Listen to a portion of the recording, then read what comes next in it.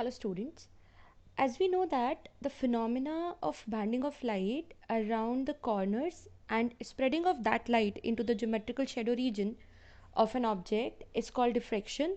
So now today in this video we are going to study about diffraction at a single slit. Means what if there is a slit present in the path of light, then how it bend around the corners of that slit and show diffraction. This we are going to study in this video.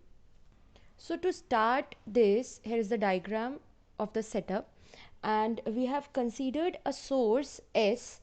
This is a source S of monochromatic light which is placed at the focus of a convex lens L1. Okay, this source S is placed at the focus of this convex lens L1, and because of that a parallel beam of light is incident on that slit. And since this is a parallel beam, so this is a plane wavefront W dash which get incident on this slit. Now the slit is very small in size. This is a narrow slit. We make it a bit larger in the diagram to view what is happening here, but in practical, this width of slit, we are considering it small a. Small a is the width of slit. This width is very small, or we can say the slit is very narrow. Okay, this is width of slit, small a means AB, and it is very small, or we can say the slit is very narrow. Now the incident wavefront disturb all parts of this slit.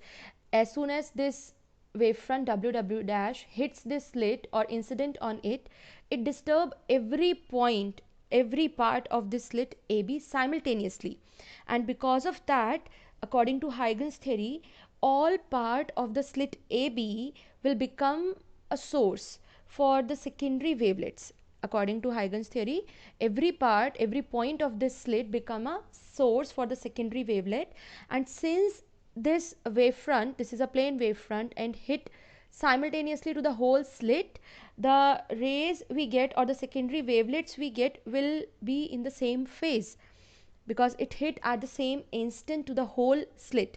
Now these secondary wavelets spread out in all the directions. These secondary wavelets that are spread after this W dash incident on this slit AB, those secondary wavelets we get will spread in all the directions and cause diffraction of light. Now to observe this diffraction pattern on our screen, we use a convex lens L2 again here. Now the work of this convex lens L2 is to focus that diffracted waves, to observe the diffraction pattern focused on a screen. So here we have a convex lens L2 which is used to focus these waves on this screen so as we can get the diffraction pattern on the screen. So we can sum up all the construction as that we have a source S. Now the source of this light should be monochromatic. Then a lens L1. Now the work of this lens L1 is to give us a plane wavefront, to get a plane wavefront, and for this we place this source S on the focus of this lens L1 so that the emergent rays that we get after refraction from the lens will be parallel, and that's why we get a plane wavefront. Now this plane wavefront, we name it as W dash, is incident on the slit AB. AB is a narrow slit whose width is small a, and after that these rays get diffracted in all the directions, and to focus those diffracted rays and to get the diffraction pattern on the screen, we have the lens L2. So the work of L2 is to focus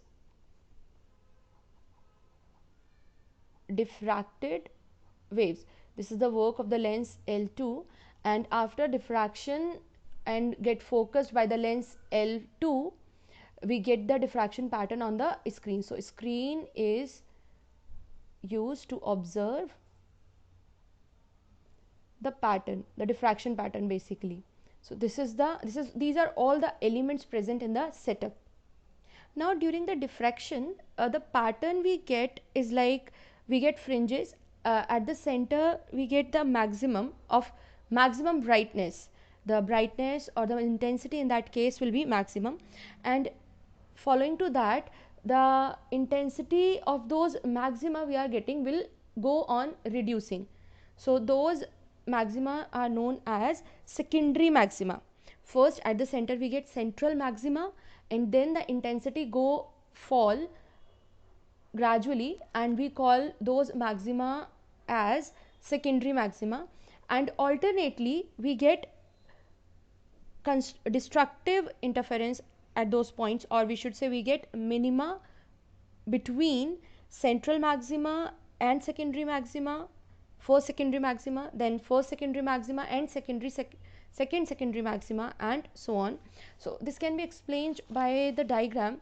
So the pattern we get should be like this, means at the center we get a maxima which is known as central maxima, and its brightness is maximum. After this, on both sides we get maxima whose brightness is reducing gradually. The maxima we get, their brightness keeps on decreasing gradually, and the intensities we get are symmetrical on both sides. Okay, so these are called secondary maxima. This is called central maxima. The maxima we get at the center, which is the brightest one, is called central maxima. The maxima we get following to that on both sides are called secondary maxima, and we know them as first secondary maxima, second secondary maxima, third secondary maxima, and so on. In between these maxima there are minima. These points are dark fringes and we call them minima. So these are first minima, second minima. Similarly on both sides, this is first minima, second minima, and so on. So basically the pattern consists of three kind of intensities or three kind of fringes. First is central bright fringe that we get at the center, and it is of maximum intensity, central bright fringe. Second is minima. Now these minima are first minima, second minima, third minima, and so on. And the third one is secondary maxima, because the first maxima we get is a central bright fringe or central maxima. So these are called secondary maxima. Those have lower intensity than the central one and following that, so we call them as secondary maxima. Now our task is to find the positions of all these minima and maxima. So in case of central fringe, central bright fringe, first I am talking about central bright fringe. In that case, the plane wavefront is incident on the slit AB, and each point of that slit is working as a secondary wavelet, and due to that the light that is incidenting here get spread over in all the direction. So light get diffracted in all the direction. So there must be few rays which are going still parallel or in the same direction. So the rays those are going parallel to this length CO, or to the direction CO. The rays that are going parallel to the direction CO get focused by this lens L2 at the point O. These rays get focused due to the lens L2 at the point O and cause a bright central image, and that point is called central maxima. Or we can say that in this situation there is no path difference or zero path difference. So for central bright fringe there are still some secondary waves which travel parallel to the direction of CO. This is the direction CO. So the secondary waves, those are traveling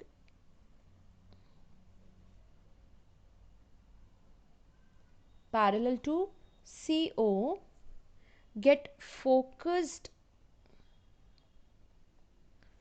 by the lens L2 at point O, and we get a bright image at the center, bright image there, and we call it as, that's why we call it as central bright fringe, or sometimes it is also known as central maxima. And the condition is, since the rays are parallel, so there is no path difference, means in case of central bright fringe, path difference between the rays, those are superposing or giving us the image, is equal to 0. This we have to note. Since the rays are parallel, so they travel same path, there is no path difference between those rays coming to the point O. Now we are moving to the position of minima. To find the position of minima or secondary maxima, first we have to know the path difference between the rays. So suppose that secondary wavelets that we are getting are diffracted at some angle theta and get focused at point P. So we can see in the diagram, if we have the diffracted rays which are at some angle theta and get converged or focused at point P and give us the fringe that may be bright or may be dark, we don't know it yet. So it depends on the value of theta, that what is the position of P and whether we are getting dark fringe there or bright fringe there. And to know this, first we have to find the path difference. So for if we see these rays going towards P, converging towards P, the path difference between the rays that are coming from A and B is equal to the distance Bn, because the ray coming from A and that of B, after drawing this normal from point N, they are traveling the almost same distance. So the path difference there exists is equal to Bn, and according to trigonometry, the this in triangle ABN, the value of Bn should be equal to AB sine theta. The value of Bn is AB sine theta, and we know that the AB, the slit width AB is a small a, so the value of Bn is a sine theta. Now जितना ये यहाँ से tilt होगा theta, actually जितना ये रे diffract हुई है, जितना एंगल थीटा से बेंड हुई है, उतना ही ये नॉर्मल भी यहाँ से डिफ्रैक्ट होगा, bend hoga by the angle theta. This is simple geometry. If the rays get bent by angle theta from the horizontal, then the normal will also bend angle theta from the vertical. This is how we mark it theta, and in the triangle ABN, the value of Bn can be given as a sine theta, where a is the slit width AB. So we have the path difference, let it be small p. So we have the path difference with us, that is equal to P is equal to, this is Bn, and we give it as a sine theta. This is the path difference. We are going to use this to locate the position of minima and maxima. Now we assume that this path difference is equal to lambda. For the position of minima, we are considering that, this is just an assumption, we are assuming that the path difference P is equal to lambda. Then what does it mean? It means that the rays, those are coming from point A and B. In the diagram here, the rays that are coming from point A and B has a path difference of lambda. Since the rays that are coming from A and B has a path difference of lambda, so those rays that are coming from C and B, C is the middle point of this slit width, so the rays that are coming from C and B has a path difference of lambda by 2. Okay, similarly the path difference between the rays that are coming from A and C is also lambda by 2. Or I can say that I can split this whole slit into two sections, where corresponding to every point in the above section or the upper section, I have a corresponding point in the lower section where the path difference is lambda by 2. Means if I see the rays that are coming from A and C, their path difference is lambda by 2. If I come somewhat below point A, like here, so there must exist some point at this location whose path difference is lambda by 2 with respect to this point. Similarly, with respect to point C, the rays that are coming from B has a path difference of lambda by 2. So there are pairs of such point, means in the above section, for every point present in the above section, we have a point in the below section such that the path difference of the rays emerging from those points is lambda by 2. So these all rays are in the form of pairs. So we can write that for every point in upper half, now the upper half is AC. For every point in upper half, there is a point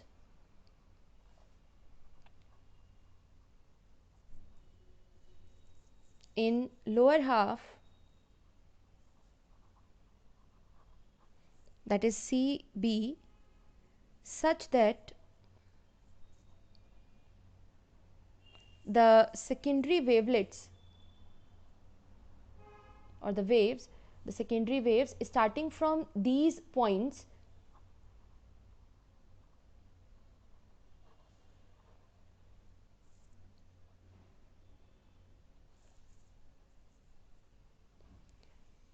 will reach that observation point P, will reach the point P with a path difference of lambda by 2.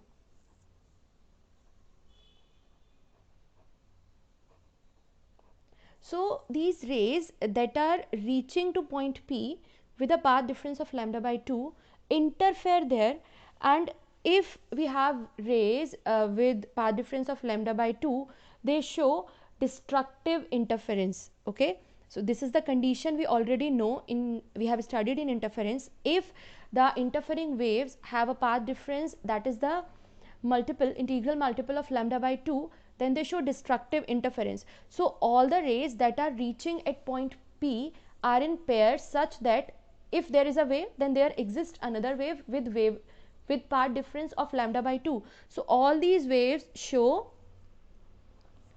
destructive interference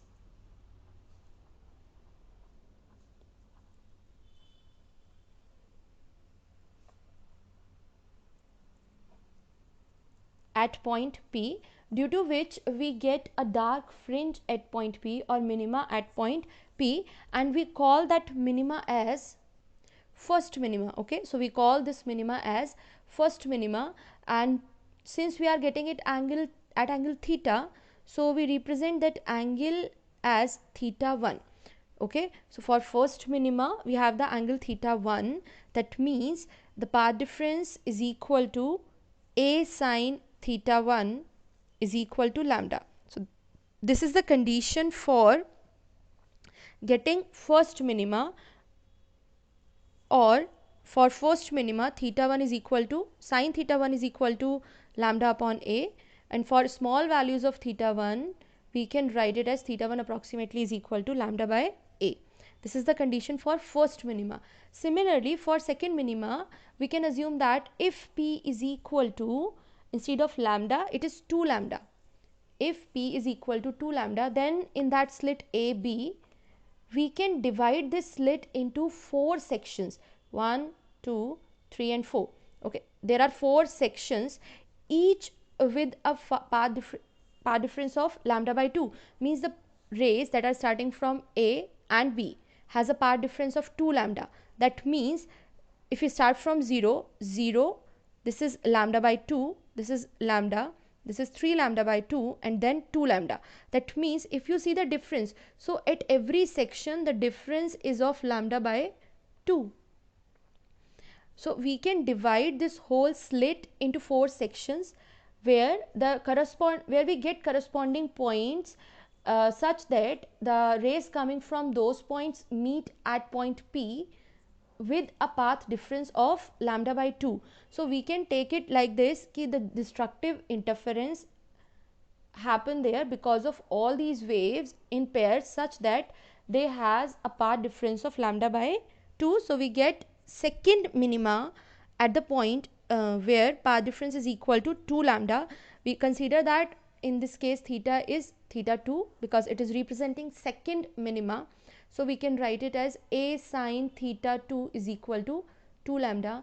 Now in general case, for nth dark fringe or for nth minima, we can write a sine theta n should be equal to n lambda. That means we can split the whole slit into n sections such that each section is of part difference lambda by 2. Okay, so a sine theta n is equal to n lambda. From this we can find sine theta n, which is equal to n lambda by a, or for smaller values of angle, theta n approximately is equal to n lambda over a. This is n. Theta n approximately is equal to n lambda over a. So this is how we can get the position of minima that we are getting, means first dark fringe, second dark fringe, nth dark fringe, and so on. Now let's move to the position of secondary maxima. To get minima, we split lambda such that, or we split that slit such that there are even number of sections that introduce a part difference of lambda by 2 in the coming rays or the secondary wavelets. Means first case was lambda, in which we get 2 lambda by 2 sections. Second case was 2 lambda, in which we get 4 lambda by 2 sections. Next will be 6 lambda by 2 sections, and so on.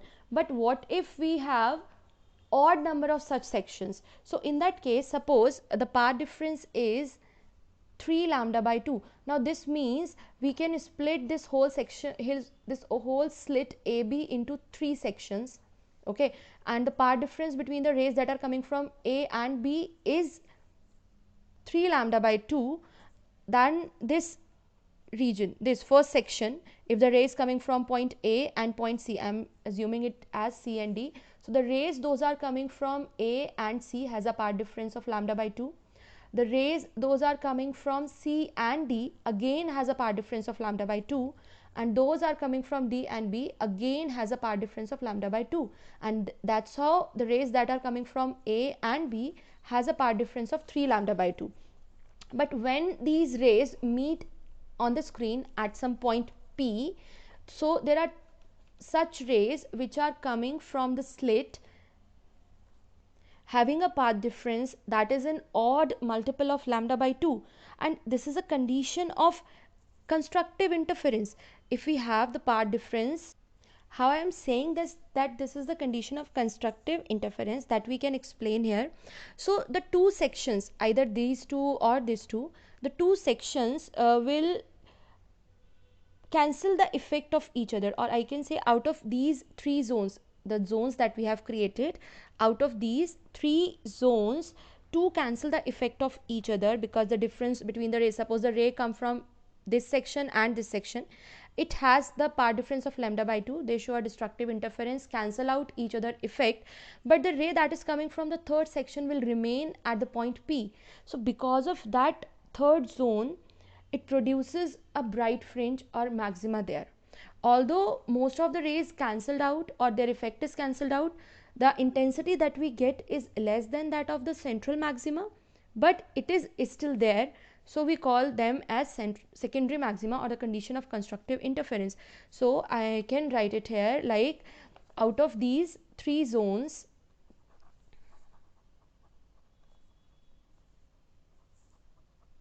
we divide the slit AB into 3 zones, each of section lambda by 2. Then out of these 3 zones, 3 equal zones actually, 2 will cancel the effect of each other,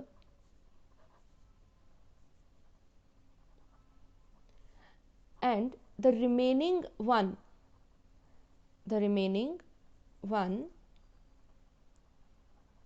will give the bright fringe. Now since some of the effect get cancelled, so that's why the intensity of this fringe is not as bright as central maxima, so it is of some less intensity. Now if so here we can conclude that if we have odd number of zones, then we can get a bright fringe. So similarly, the next case we get is of 5 lambda by 2, in which we can divide it into 5 equal sections or zones, out of which 1, 2, 3, 4 will cancel out each other's effect, and the fifth one we are getting, it will be responsible for the bright fringe or the maxima that we are getting. So P is equal to 3 lambda by 2 will give us first secondary maxima. P is equal to 5 lambda by 2 will give us second secondary maxima. So if you want to find the angles for that, we can write it P is equal to tha A sine theta, and since it is first secondary maxima, so I am going to denote it by theta 1 and dash because it is for maxima. I use theta for minima, that's why I am using theta dash for maxima to differentiate between the positions. So if I am writing it for first secondary maxima, it should be equal to 3 lambda by 2, so that we can get sine theta 1 dash is equal to 3 lambda by 2a, okay, 3 lambda by 2a, or for small values of these angle, theta 1 dash approximately is equal to 3 lambda by 2a. Similarly, for second secondary maxima, like this, for second secondary maxima, this P should be equal to A sine theta 2 dash, and it is equal to 5 lambda by 2. Similarly, for third, we have 7 lambda by 2, because we have to divide the section into odd numbers. Right, so for it we have sine theta 2 dash is equal to 5 lambda by 2a, or for small values of the angle we have theta 2 dash approximately is equal to 5 lambda upon 2a. In general, if we talk in general, so for nth secondary maxima, we can write A sine theta n dash is equal to, now this is odd multiple of lambda by 2, so it will be equal to 2n plus 1 lambda by 2, and it starts from 3, so we have to write n is equal to 1, 2, 3 and so on. If we started from 0, then we get 1 lambda by 2, which is not the case. In that case, there is only one section which can't give us the superposition, so that is not relevant here. We have to start it from 3 lambda by 2, and for that we get theta n dash is equal to 2n plus 1 lambda by 2a. Actually this is sine theta n dash, and for small values of angle, theta n dash will be approximately is equal to 2n plus 1 lambda by 2a. So this is how we can get the positions of the bright fringes and dark fringes, or I should say central fringe, all the minimas and all secondary maxima. That's how we can get, and we can also plot it with respect to intensity on an intensity distribution curve. So this is the intensity distribution curve I have plot here. It shows the variation of intensity with respect to theta that we have just calculated, right? So on x-axis we have taken the values of theta, that is the angle. So this is for positive side and this is for negative side, or I should say this is one side from the center and this is the other side from the center, as we get a symmetric pattern on the screen around the center. So at the center we are getting central fringe which is of maximum intensity. This is at theta is equal to 0. Then after it, at the values theta is equal to n lambda over a that we have just calculated. This is the position for minima. So n lambda a means 1 lambda a, 2 lambda upon a, 3 lambda upon a. Similarly minus lambda upon a, minus 2 lambda upon a, minus 3 lambda upon a. That's how we are getting minima. And for secondary maxima we have the value theta dash is equal to 2n plus 1 lambda by 2. Since we have plotted theta here, that's why we have not marked theta dash, but if we have to mark, then it will be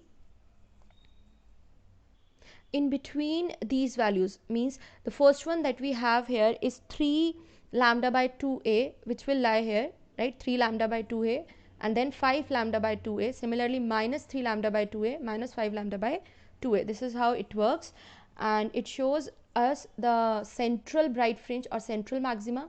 These are secondary maxima. So this is first secondary maxima, this is second secondary maxima, and similarly on the left side this is first secondary maxima, second secondary maxima, and the dips here, these represents a dark region. So this is first minima, second minima, or similarly first minima, second minima. This is how we can explain this intensity distribution curve. And if we find the ratio, means the intensities of secondary maxima are continue falling here, and the intensities of secondary maxima relating to the intensity of central maxima are in the ratio of 1 is to 1 upon 21 is to 1 upon 61 is to 1 upon 121, and so on. So this is the ratio in which these intensities gradually fall. So the intensity of the first secondary maxima, you can see, is just about 4% of the central maxima. Means a central point that we are getting is quite bright in comparison to the other bright regions. Next thing that we have to find here is the this width of linear width of central bright fringe. So I am going to calculate here the width of central bright fringe. For that I am naming it as PP dash here. Okay, so this is point O and I am naming it as P dash.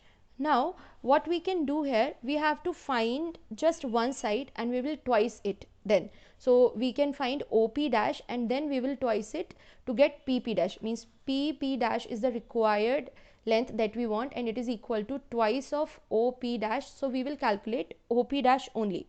Now P dash is the position of first minima. So P dash is the first minima position, and for that we know that the path difference should be equal to 1 lambda. That means A sine theta for this case should be equal to 1 lambda, or sine theta is equal to lambda upon A.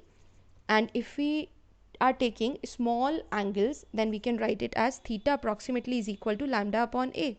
But if we see the diagram of our setup, so according to this setup, the distance between the screen and the slit is capital D and the position of the fringe is at some point X. So we can write this angle is equal to arc upon radius. By using this relation, we can write theta approximately is equal to X upon D, that we are going to use here.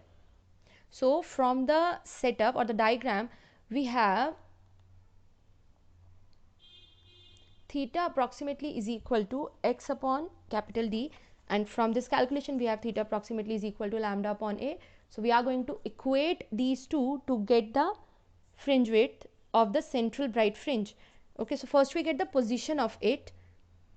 So to get its position, we are going to equate these two. So X upon D is equal to lambda upon A.